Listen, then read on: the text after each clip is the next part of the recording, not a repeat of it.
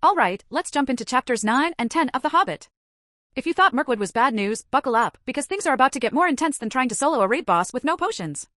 Bilbo and the dwarves are out of the spider frying pan, but now they're about to dive headfirst into an elven fire. And by fire, I mean prison. Yeah, that happens. So here's the sitch, the squad is staggering around Mirkwood like NPCs with bad pathfinding when they stumble right into the woodland elves territory. Remember those elves throwing a forest rave in the last chapter? Same crew, but this time they've got all the serious main character energy of a Legend of Zelda cutscene. The elves roll up looking majestic and intimidating, led by their king, who is absolutely dripping in regal elf energy. Imagine a cross between Legolas and a high-level RPG boss you don't want to mess with. Naturally, the dwarves are like, hey, we're cool, just passing through. But the elves are having none of it. These guys take trespassing real serious, and honestly, the dwarves don't help themselves by getting all snarky and secretive about their whole going to rob a dragon quest.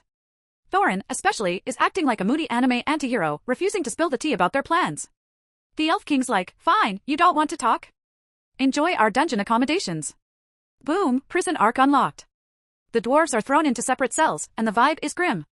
Like, Thorin's out here seething about elves while the others are just sad and bored. But here's the plot twist, Bilbo isn't locked up. Why? Because nobody even notices him slipping on his shiny invisibility ring and going full stealth mode. It's like he's playing a rogue in Dungeons & Dragons, sneaking around, gathering intel, and plotting an epic jailbreak. Our boy Bilbo is seriously starting to feel like the Frodo prototype here, small, underestimated, but secretly the goat of the team.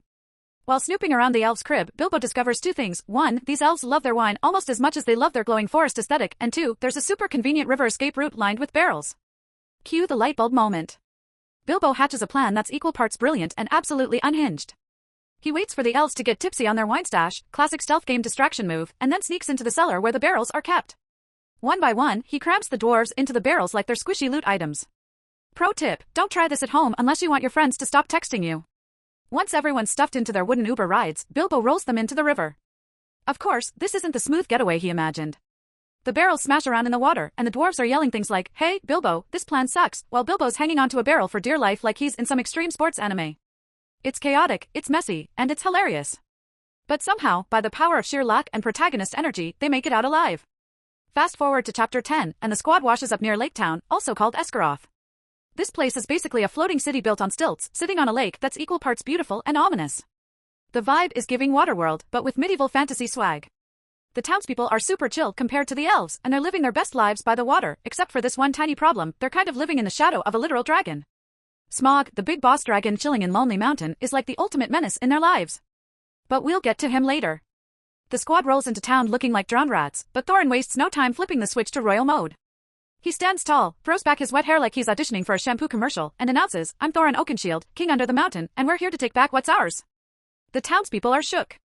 Most of them didn't even believe in this whole king under the mountain thing, but now here's this dwarf showing up with major main character vibes, and they're like, let's go. The town goes full fanboy for Thorin. They roll out the red carpet, give the squad food and beds, and start hyping them up like they're the Avengers assembling. There's this one dude, the master of Lake Town, who's technically in charge, but he's not as hyped about Thorin's arrival as everyone else. He's more like the shady politician character in an open-world RPG, trying to figure out how to spin the situation to his advantage. Still, he plays nice, because Thorin's got the crowd on his side. Meanwhile, Bilbo is just vibing in the background, probably thinking, yo, I'm the one who saved everyone, but sure, let Thorin take all the credit. Classic Bilbo, still humble, still the real MVP. The dwarves are loving the hero treatment, though. They're feasting, getting new gear, and basically having the time of their lives after weeks of eating dirt and dodging spiders. It's like they've unlocked a high-level save point in this journey, and for a moment, everything feels pretty good. But let's not forget the elephant, or rather, dragon, in the room. Thorin and the squad know they've got a massive showdown coming up with Smaug, and Lake townspeople are definitely rooting for them. After all, if the squad can take out Smaug, it's a win-win, Thorin gets his mountain kingdom back, and Lake Town doesn't have to live in fear of fiery death every day. But, like, no pressure or anything. As the chapter ends, the squad gears up to head toward Lonely Mountain. There's this mix of hype and dread hanging over them, like they're heading into the final dungeon of a game, and everyone knows it's going to be wild. Bilbo, who started this journey as a scared little hobbit with 0 adventuring XP, is now the low-key leader of the squad, even if nobody admits it. Thorin's the face of the operation, but Bilbo? He's the brains and the heart. And honestly, that's why we stan him. So, there you have it, 2 chapters of sneaking, barrel-riding chaos, and a brief moment of peace before the storm. Bilbo and the squad are leveling up, but the real boss battle is looming, and you can feel the tension building. Let's see if they can keep it together when things get really real. Alright, let's talk about chapters 11 and 12 of The Hobbit. Imagine you're in a massive open-world RPG, and you've finally made it to the boss's lair. The map is screaming danger zone, your inventory is trash, and everyone in your squad is like, what if we just didn't? That's the energy Bilbo and the dwarf crew are bringing as they approach Lonely Mountain. So, after their cozy Lake Town pit stop, the squad makes their way toward the mountain. At first, they're all hyped up. Thorin's out here like, this is my birthright. My destiny. But as they get closer, the vibe shifts hard. Lonely Mountain is not the scenic postcard Thorin probably remembers from his dwarf prince days. It's this massive, cold, barren chunk of rock looming over everything, and honestly, it's giving serious Elden Ring vibes. The air is thick with dread, like the mountain itself is low-key taunting them. You sure about this, bro? As they get to the edge of the mountain, they find this old ruined town called Dale at its base. Back in the day, it was a bustling city, but now it's a total wasteland, thanks, Smaug. It's all crumbled buildings and ghost town vibes, and the squad's like, well, this is depressing. Thorin, though? He's still in his king reclaiming his throne mindset, trying to rally everyone. But you can tell the rest of the crew is not feeling it. They're tired, freaked out, and more than a little hungry. Classic dwarves. Eventually, they reach the mountain itself and start searching for the secret entrance. Thorin's been hyping this up since forever, like, don't worry, guys, there's a special backdoor Smaug doesn't even know about. But finding it is like trying to locate the one hidden chest in a gigantic, empty dungeon. They're poking around the cliffs, freezing their butts off, and getting grumpier by the minute. Even Bilbo, who's usually the one holding the squad together, is starting to think, maybe this whole quest was a mistake? After what feels like ages, they finally find the door, but there's a catch. It's sealed tight, and the keyhole isn't immediately obvious. They're just standing there like, Thorin? Care to explain? Thorin's trying to act all confident, but you know he's internally sweating bullets. The squad basically ends up camping outside the door, waiting for some miracle clue to appear. Spoiler, it does, but not yet. And here's the thing, this whole waiting game? It's brutal.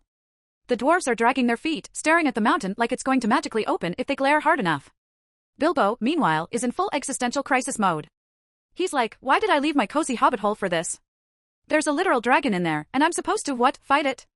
Steal from it? Make friends? You can feel the guy spiraling. But there's no turning back now.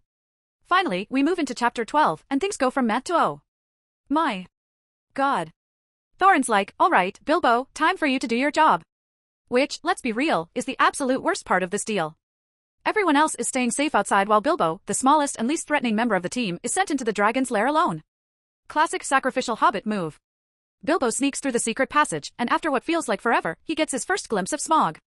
And holy smokes, pun intended, Smaug is a unit. This dragon is straight up glowing, flexing his treasure hoard like a streamer showing off their new gaming setup. Gold, jewels, armor, you name it, Smaug sleeping on it like it's the comfiest memory foam mattress in Middle-earth. He's also massive. We're talking bigger than life, with scales that gleam like $1 million Fortnite skin and eyes that could melt you on the spot. Bilbo, understandably, is shook. But here's the thing about our boy, he's scared out of his mind, but he doesn't back down. He takes a deep breath, slips on the ring for invisibility, and tiptoes closer. It's like the ultimate stealth mission in a Metal Gear Solid game, but with way higher stakes. He's trying to get a read on Smaug while also low-key geeking out over the treasure. But he's careful not to grab anything, yet. Then Smaug wakes up. And let me tell you, this dragon doesn't just wake up, he wakes up. There's fire, there's growling, there's the whole who dares disturb my nap energy. Bilbo freezes, but he's got one thing going for him, his mouth. Yep, our hobbit starts sweet-talking Smaug, throwing out compliments like, wow, your scales are so shiny and impenetrable. Smaug eats it up because, let's face it, this dragon loves a good ego boost.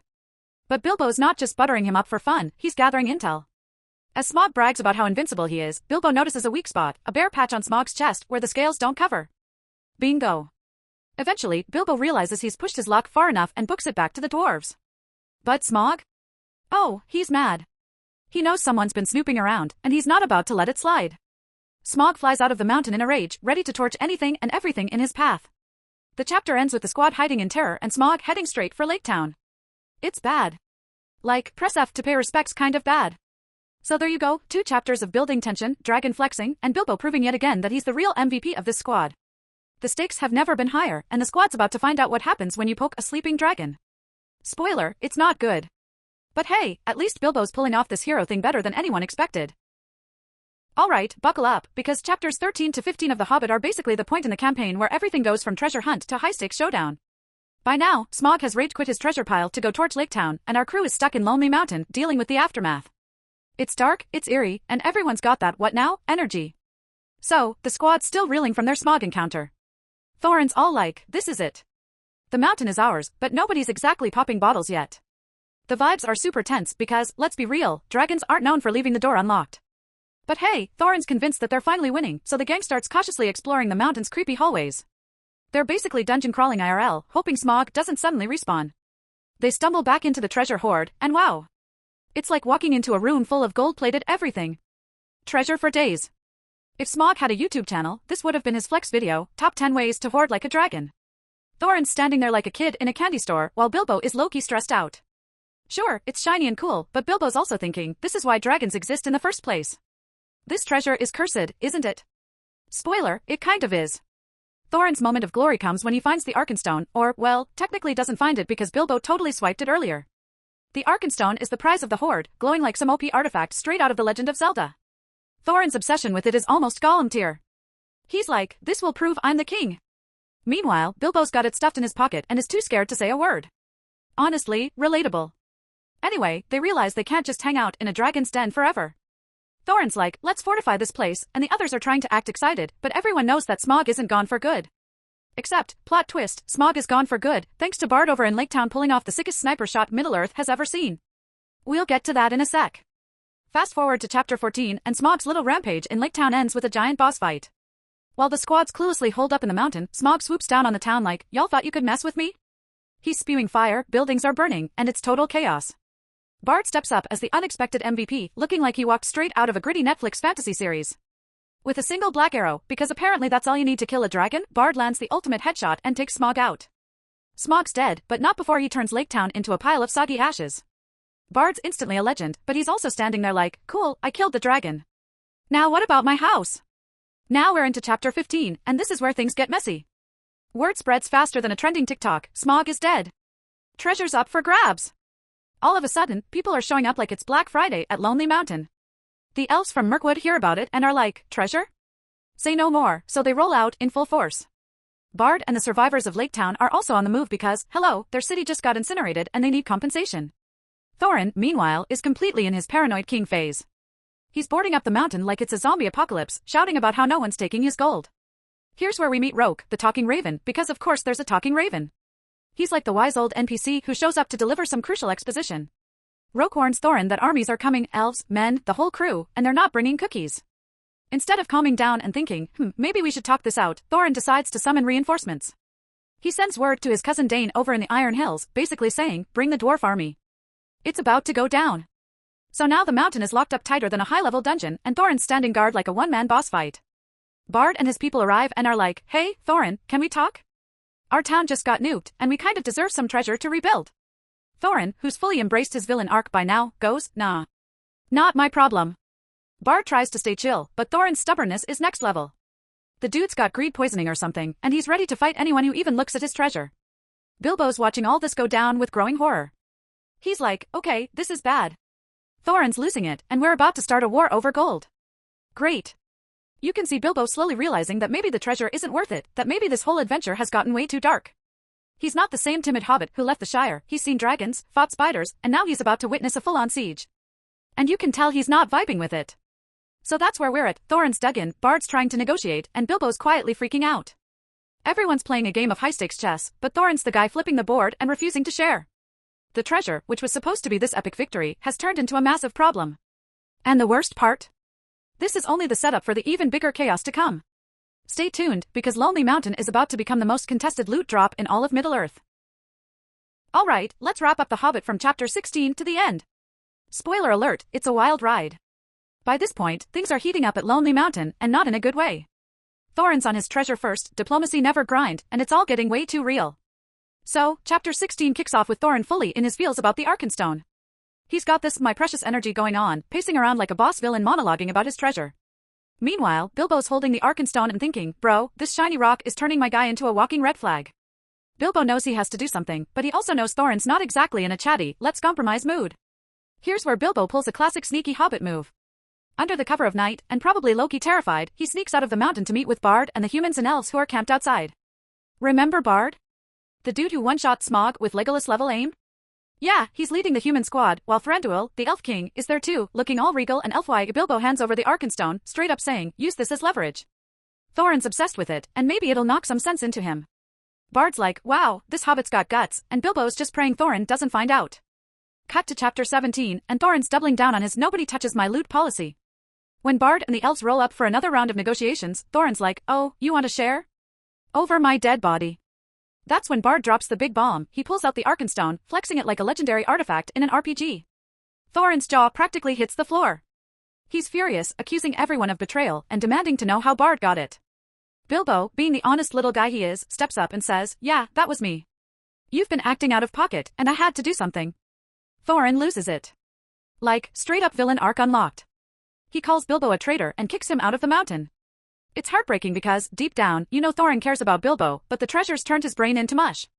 On the bright side, Thorin's reinforcements finally arrive. His cousin Dane shows up with a squad of dwarves ready to throw hands. It's looking like this whole thing is about to turn into a massive medieval battle royale. Enter chapter 18, and just when you think the armies are about to clash, the plot takes a hard left turn. Out of nowhere, goblins and wargs, basically Middle-earth's version of raid bosses and their minions, storm onto the scene. Turns out they've been watching this treasure drama unfold and decided, why not crash the party? Suddenly, all these beefing factions, humans, elves, dwarves, have to team up just to survive. It's giving Avengers Endgame, but with swords and axes instead of nanotech suits. The battle that follows, the Battle of the Five Armies, is absolutely insane. Picture a massive battlefield with chaos everywhere, goblins screeching, wargs howling, dwarves and elves doing tag team combos like they're in a fighting game. Thorin, despite his recent villain vibes, steps up like the king he's always claimed to be. He charges into the fight with his OG crew, wrecking goblins left and right. For a moment, it's like the Thorin we all love is back, brave, noble, and determined. But here's the gut punch. Thorin gets badly wounded. It's one of those slow-motion, dramatic anime-style moments where the hero takes a critical hit. By the end of the battle, the goblins and wargs are defeated, but the cost is high. Thorin's lying there, broken but finally seeing the light. He calls for Bilbo and apologizes, admitting he let greed and pride cloud his judgment. It's a touching moment, and Bilbo forgives him, because of course he does. Our hobbit's got the biggest heart in the squad. Thorin's last words are all about peace and how friendship matters more than gold. Cue the tears. The aftermath of the battle hits hard.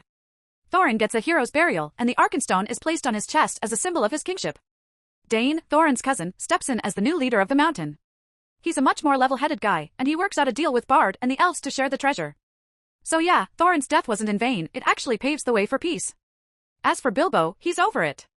He's seen dragons, fought spiders, survived a battle, and watched his friends go through the ringer. He's ready to pack it up and head back to the Shire. The rest of the dwarves are like, "You're leaving? After all we've been through?" But Bilbo's just like, "Yeah, I'm not about this adventuring life anymore. I've got a cozy hobbit hole waiting for me, and I miss second breakfast." Cue chapter 19, and Bilbo's journey comes full circle. When he finally gets back to the Shire, it's not the warm welcome he was expecting. Turns out everyone thought he was dead, and they've been auctioning off his stuff. Imagine coming home from the craziest adventure of your life and finding strangers digging through your stuff on eBay. Bilbo's like, "Yo, I'm alive," but the Shire folk just give him weird looks, like, "Who even are you anymore?" The story ends on a bittersweet note. Bilbo's back home, but he's changed. He's seen things no hobbit was ever meant to see, and he's a little wiser, a little sadder, and a lot richer, even if he doesn't care about the gold anymore. The rest of Middle-earth moves on, Bard becomes a legend, the elves return to their forests, and the mountain is back in dwarf hands. But Bilbo? He's content to sit by his fire, sip some tea, and write it all down in his journal. So there you have it, The Hobbit wrapped up in all its chaotic, heartfelt glory. Bilbo started as an anxious little guy who just wanted to stay home, and by the end, he's a legit hero. Thorin's rise and fall was tragic but meaningful, and the whole crew learned the hard way that treasure isn't worth losing yourself or your friends. It's not the ending anyone expected, but it's the one we all needed.